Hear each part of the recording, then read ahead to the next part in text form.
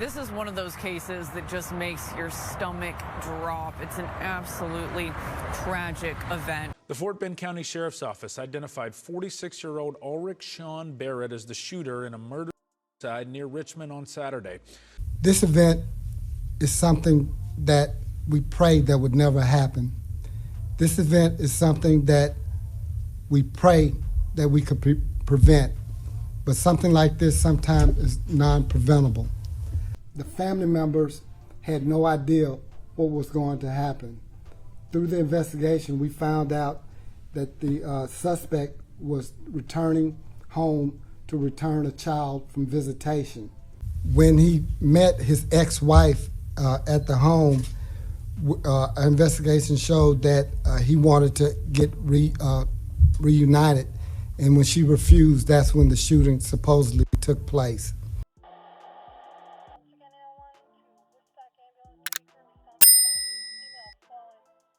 A day that was supposed to be a day of excitement would turn to a day of sorrow for one family in Richmond, Texas in January 2024. The Fullerton family was preparing that weekend to throw a baby shower for one of their loved ones. The head of the family, 66-year-old Hortense Fullerton, is the mother of 5 adult children, and her youngest daughter was expecting a baby. Ms. Fullerton said she was so excited to have a full house that weekend, with 3 of her middle children being in the home and some of her grandchildren staying over. On the morning of January 13, around 6:55 a.m., one of Ms. Fullerton's granddaughters would be dropped off by her father to her mother, who was already at the home. As Ms. Fullerton opened the front door for the grandbaby, her father would also ask to come in as well. She would allow him in, and what happened next changed the dynamics of the family forever. 46-year-old Casey Fullerton, 44-year-old Francia Fullerton, and 43-year-old Omar Fullerton are 3 of Miss Fullerton's children who were attending the baby shower for their younger sister Chantel that day. Their family is originally from Jamaica, and by all accounts, they seem very close-knit.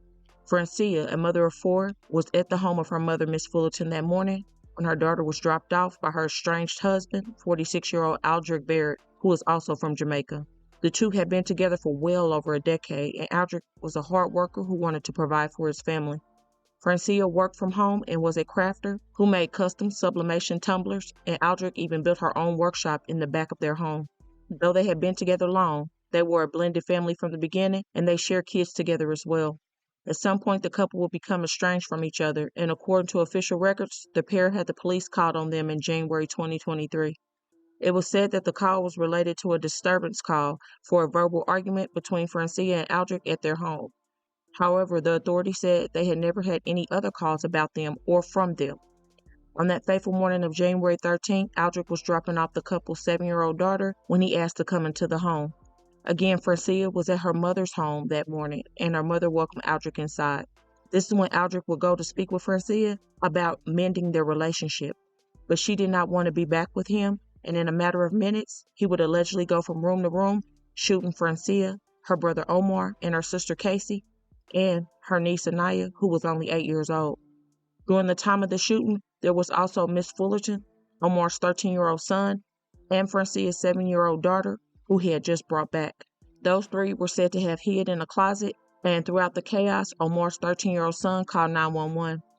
When authorities arrived, they would find multiple people unalive and a horrific crime scene. The news report gave an account of the tragic day and stated a Texas man whose estranged wife refused to get back together shot and unalived 4 members of his extended family, including his 8-year-old niece, before he turned the weapon on himself. Aldrich Barrett, 46 years old, would open fire inside of his mother-in-law's home in Richmond, Texas at about 7 a.m. Saturday after returning his youngest child from a visit.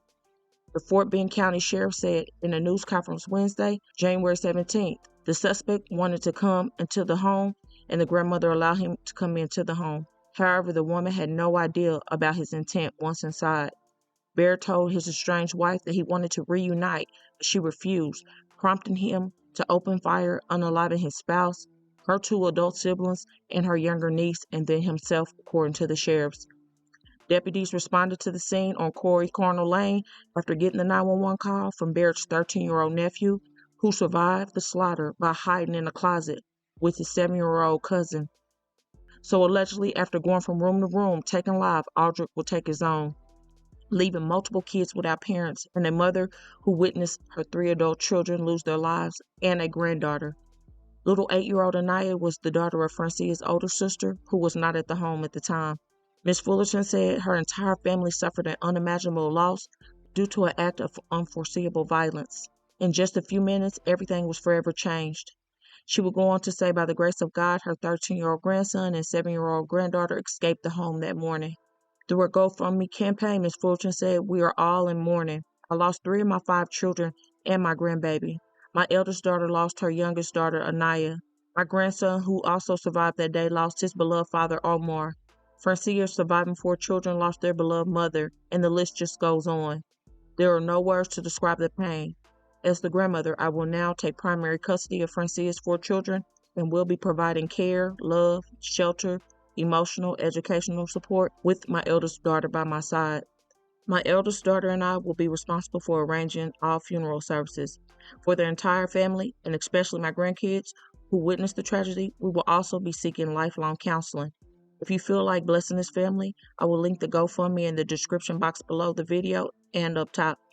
Just because someone didn't hit you, just because someone didn't hold you by force, if you think that you're involved in any type of domestic violence, call, reach out for help. Reach out for help. Any signs, any type of sign, you need to reach out for help.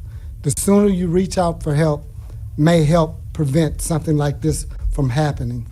This family is now forever shattered. I can only imagine the deep pain they feel, just beyond words. Anaya's teachers will give a tribute to her and say she was sweet, caring, smart, and compassionate. Her teacher will go on to say she was always respectful in class and excellent in music. She loved to share with her on a daily basis how she participated in her glee club music every day, and that Hip Hop Reindeer was her favorite song. Every time her teacher would compliment her, she showed her teacher a cute smirk, the expression, and say, "I just slayed that. That baby should still be here. She did not deserve what happened to her. Neither did her aunties and uncle." No further information has been released as for right now, as far as the type of gun that was used and so forth, but according to authorities, it's still an ongoing investigation. My heart is heavy for this family, and my condolences goes out to the many people's lives that are affected by this senseless act of violence. So please don't forget to comment your thoughts on this situation, and don't forget to pray for this family in this most difficult time. Also, please don't forget, hit that like button and share to keep your people aware. And as always, remember to stay woke. Things change quickly.